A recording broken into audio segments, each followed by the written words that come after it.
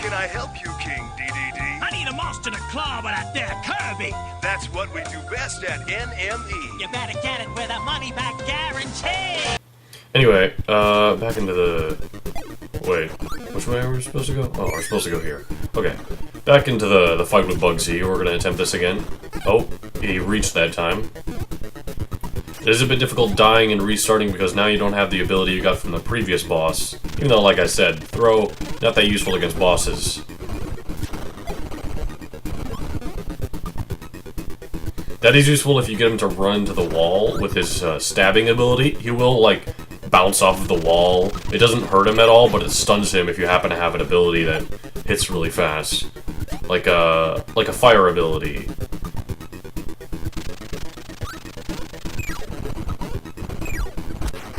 We're not going to need the backdrop ability, considering the bosses aren't affected by that. Here we have Lion Guy, whose name I also can't remember. He's the one that gives us the fireball ability.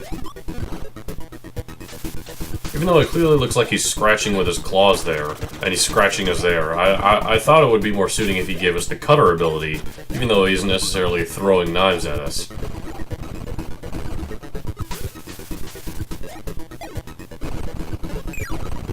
There we go, we got a hit off on him. Oh man. I suppose that's what happened is if he lands the attack as opposed to if he just hits the ground and poofs out stars. Like so.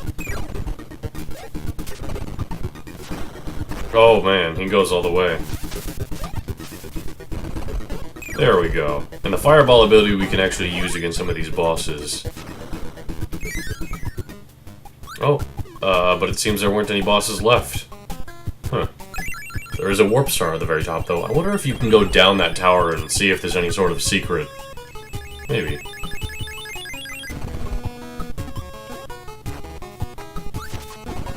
Anyway, here we have a maximum tomato. Do not die to the single enemy they placed at the end of the stage here. Otherwise, you might have to do... Well, I don't think you'd have to do the bosses again because you exited through a door. 1 up, that's very nice.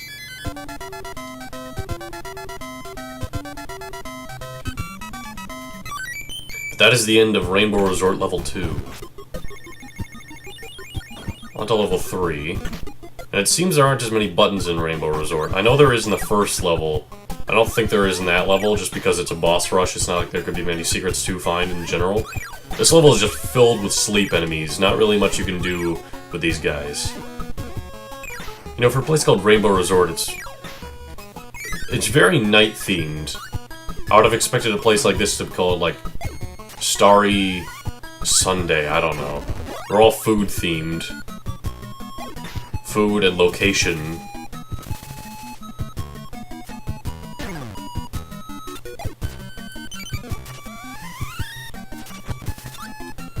Anyway, we can easily make it through there. Meta Knight returning gives us a hyper ability. This is another reason why I thought it was kind of weird how Meta Knight appears at the end of, how Rainbow Resort continues on. Like, I would have liked if these levels appeared before Orange Ocean, because the buttons aren't as annoying. The Meta Knight boss fight, I think, serves better as a penultimate boss. I mean, I suppose we still do have King DDD to fight in this world, I believe. But at the same time, you know, King DDD could always be reserved for his own level. Or for his own world. Similar to how the actual final boss is, but we'll get into him.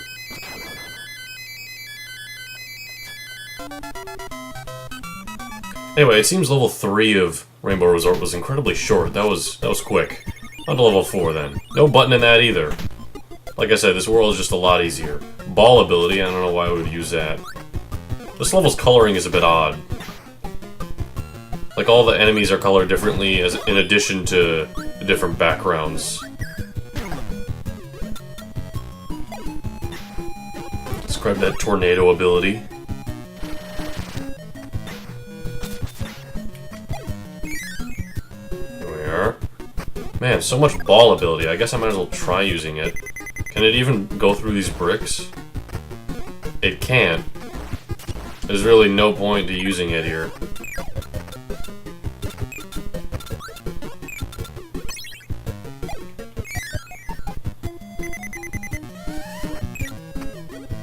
Seems this level is making us face a lot of enemies and rooms.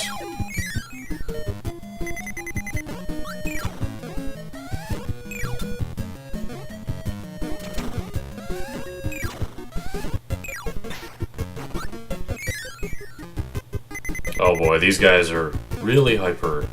We're gonna be a bit of an issue. Although, we can suck them up through the bricks if we get real close to them.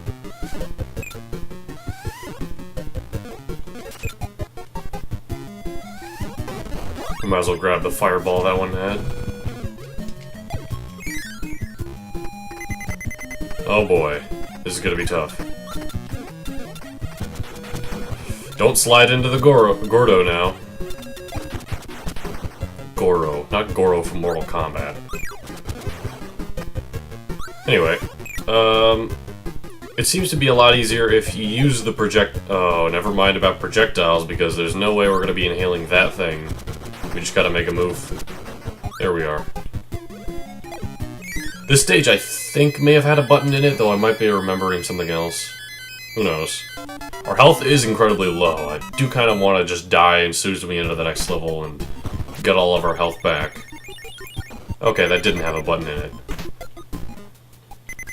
Oh no. Oh man. As you can see, it's kind of tricky to deal with these crash enemies. I think it's just best if we just run past all of them. There we are. Ah, we're gonna get hit by that one, but at the very least it kills all of the other ones that were on screen. Oh boy, a wheel enemy.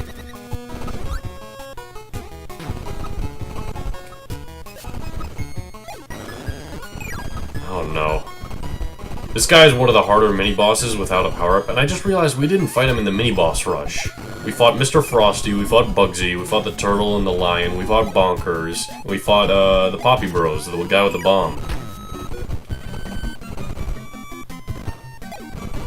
Oh, jeez. Go, go, go. We're actually gonna hold on to the projectile he drops for a second. Actually, let's jump and shoot it. That's the better strategy. I'm not sure what the wheel enemy is doing down there. I don't think we can inhale him. Oh man, and the wheel ability, not very useful to have here. But these stars are interesting, to say the least. They kind of push us through. They're not really a wall, but they push us up into a path. The path being, the big star is the destination, and the little ones are the start. And I just died. But yes, these stars are a little tricky. I'm not sure why they couldn't just be arrows, but I guess it's playing into the world's theme. Kirby, get up! Oh! Yeah, okay, we need to avoid those spark enemies without a doubt.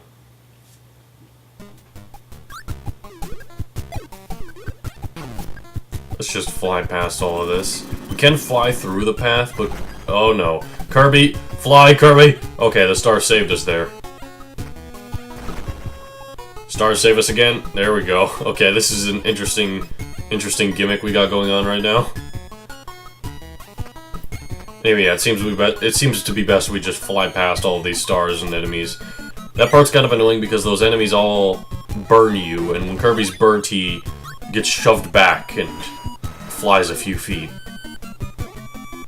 Oh, this one. This is the cannon I was thinking of. This is one of the worst buttons in the game. We're going to be ignoring for now, and I really don't want to get into it. Also, that staircase really resembled Super Mario Bros. At the end. What was up with that? We got the 2.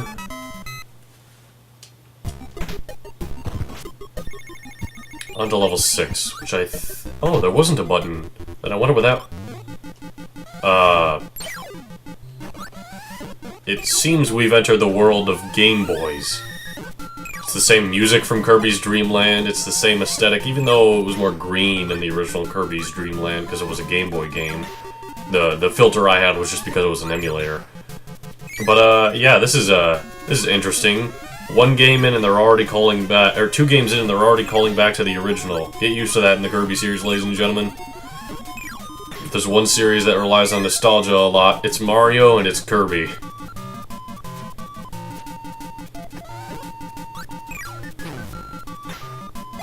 But anyway, yeah, this whole level is themed after the original Kirby game, Kirby's Dream Land of the Nintendo Game Boy. I already played that game, but a lot of these designs are similar to the levels, like Castle Low, Green Greens.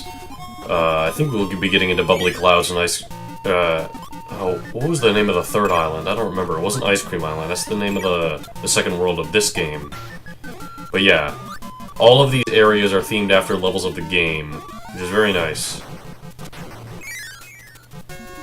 There's a cavern area that started in Kirby's Dream Land. Actually, that coconut falling down is very similar to Kirby's Dream Land, I believe. I don't know if there's any button in here. There's a lot of maximum tomatoes, that's for sure.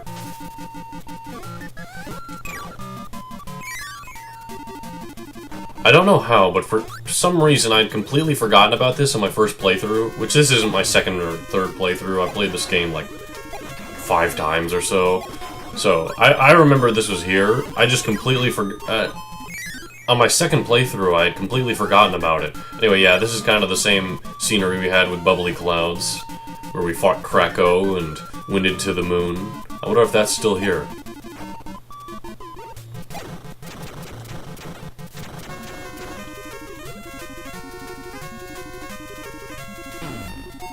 Oh, there's the moon. Can we go in it? We did!